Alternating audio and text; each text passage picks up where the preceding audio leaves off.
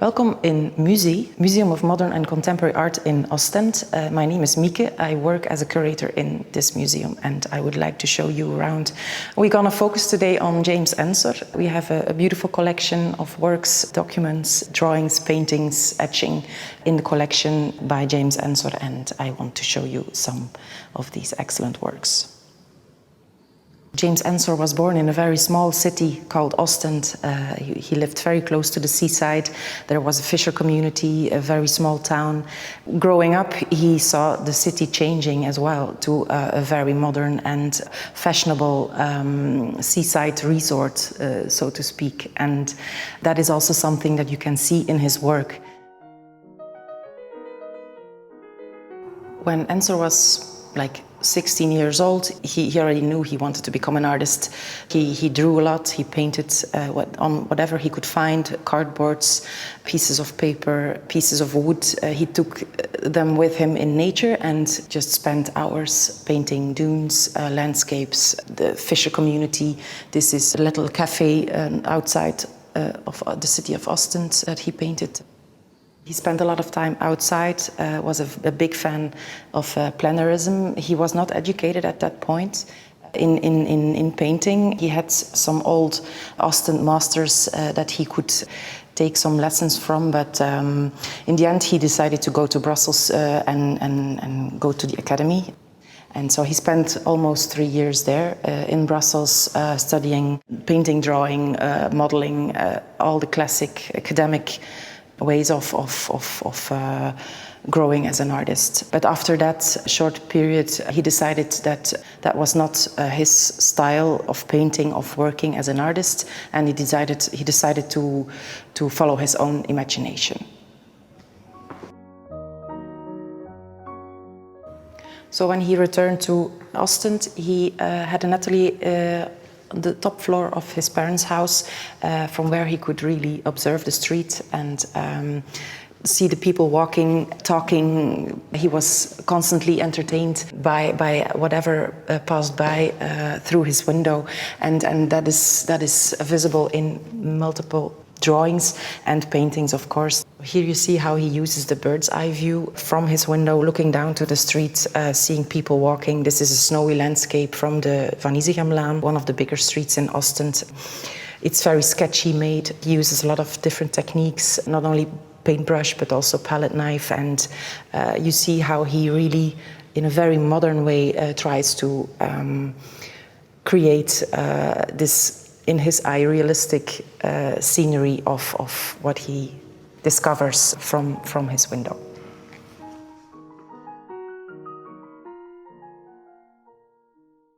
As I told earlier, James Ensor was really a big fan of going into nature and paint directly from nature. What interests him was not the genre of the marine as such, but really more the way that he could capture the constant changing of light and colors in the sky, and how he could capture that with his painting, with his techniques and the colors. He could really play with that. And here you see a very early example when he was just back from his short period in Brussels, and you see it's a scenery after the storm, it's called. Early in the morning, you see a slight piece of a rainbow appearing after the storm set, and it's an explosion of colors. And you see how he really is finding his way to play with that more than trying to make a realistic imagery. A bit later, in this larger marine, he's going even further in trying to find a way to capture light, which is phenomenal in Ostende, and it changes every day, and that's what fascinates him. And here you see the sun setting. It's the last moment, and he captures it in full. You see all these pink and yellow and blue colors coming together in that sky, and he was really very good at doing that.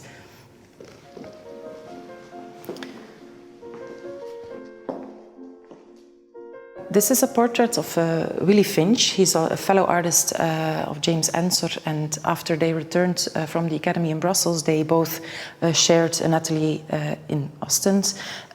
They drew the same figures, made the same kind of settings for painting still lifes. They, of course, painted each other's portrait quite often, and this is an example of it.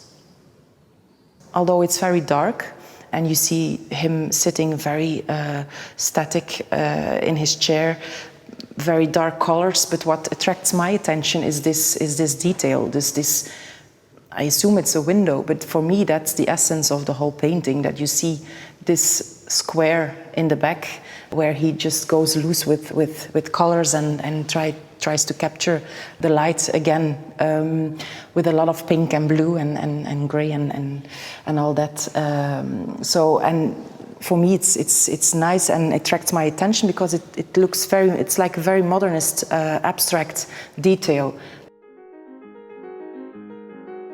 What you see is a picture of James Ensor in front of the souvenir shop run by his mother, Marie Hageman. She sold shells, flowers, vases, and of course a lot of masks in her shop. It of course influenced him in his work because a lot of these elements that she sold in her shop gradually infiltrated in his work. I showed you already some examples of early seascapes that James Ensor made. This is an example of a little later. He created this Christ calming the storm. So it's not only a seascape, it's also a genre painting. It's a biblical scene from the New Testament. So this is a very nice example of how he develops his seascapes from very realistic to an explosion full of drama and atmosphere. Color and light becomes something, a tool he uses to create something else. He goes beyond just painting reality. He really changes his palette enormously and chooses more and more these bright colors. This is really a nice dramatic example of how he's changing in his work.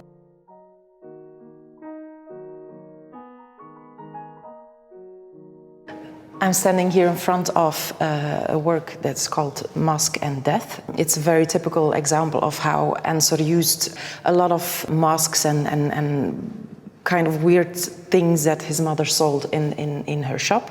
He was frustrated that people didn't believe in what he did as an artist, and that's a big motive for him to start using masks in his work. And he started to use these masks and skeletons really to say something about this frustration and really use them to mock society and to show this content of the situation he was put in. What is interesting about this work is that it was used later on.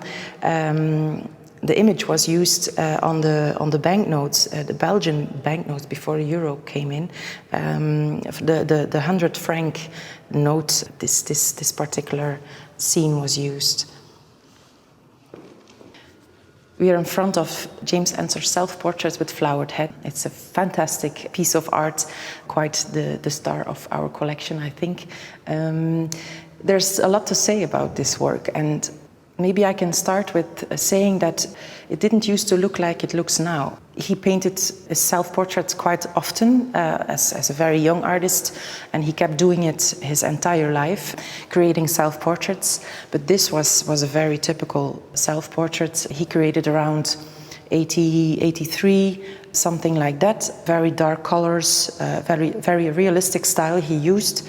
It was only later that he decided to make some changes and add this flower head.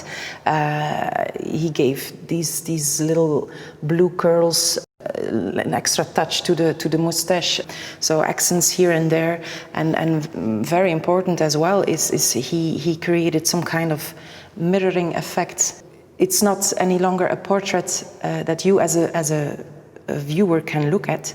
It becomes an artist who is looking in the mirror, just looking at himself, and we are like locked out from the image. And that is very interesting to realize. So when we say that James Ensor reworked his self-portraits, This is something that only was cleared out later on in the 60s. People started investigating also with other kind of techniques, photographing in different ways to see layers behind layers and really investigate works in a different way. And this is what also happened here.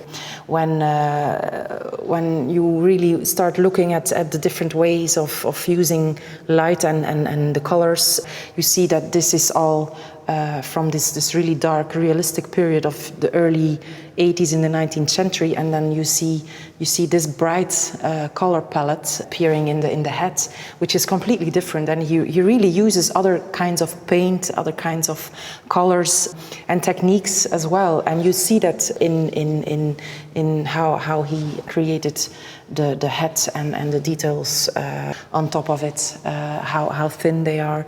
So he really created a nice travestite portrait, actually, of himself. I just showed you Ensor's self-portrait with a flowered head. Now I want to show you a completely different self-portrait. He etched this very small self-portrait in the same year that he added the flowered head in the painting. In this portrait, he shows how he uses humor to deal with the situation he's in, and that is a constant thing in his whole oeuvre. How he uses humor to really talk about also frustrating things that happen. So humor is never far away, and so here you see a self-portrait, how he's lying as a skeleton. My self-portrait in 1960, he calls it. Talking about self-portraits, here you see an affiche for an exhibition that he held in Paris. It was his first international exhibition, Salon des Cent, and here you see himself surrounded by demons and devils and all kinds of strange and scary creatures, talking about humor and self-mockery. This is also a very nice example, I think.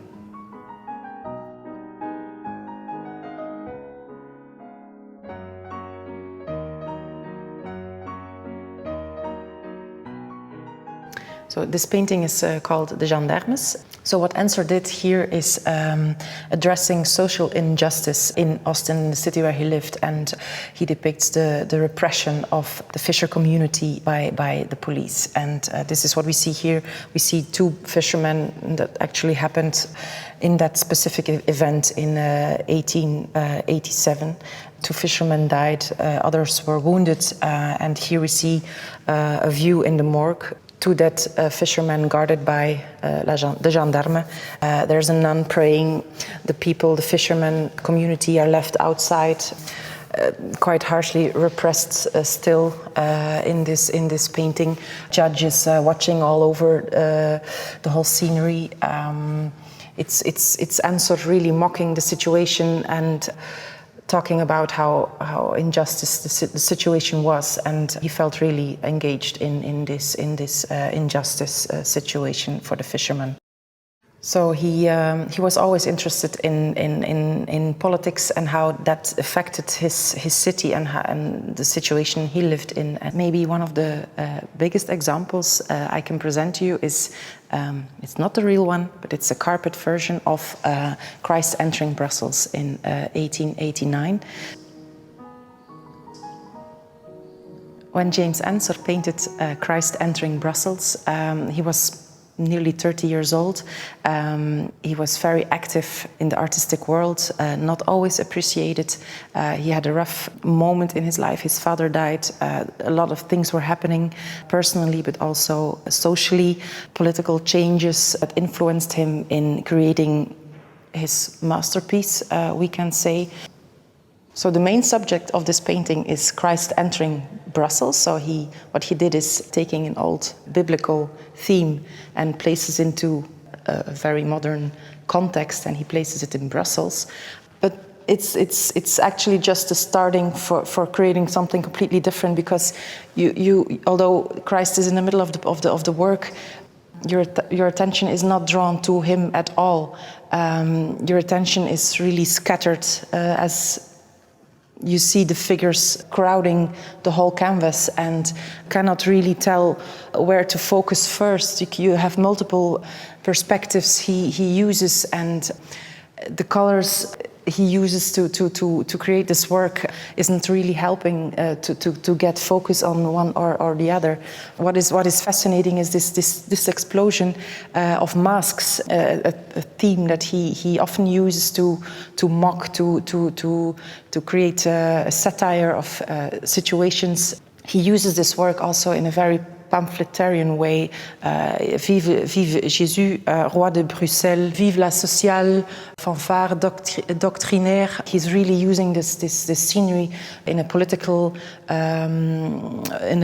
way as well. It's nice to add that how he identifies himself with Jesus, and so in that sense, nobody is really caring what he's doing at all. It was painted in 1888. When he finished the painting, it was excluded from the salon of that year, so he was very frustrated about it because nobody could really see what he had achieved. More than 30 years he kept it in his atelier until 1929, when he had a very large retrospective in Brussels, a big appreciation nationally but also internationally for his work, not only for this painting but for his entire oeuvre.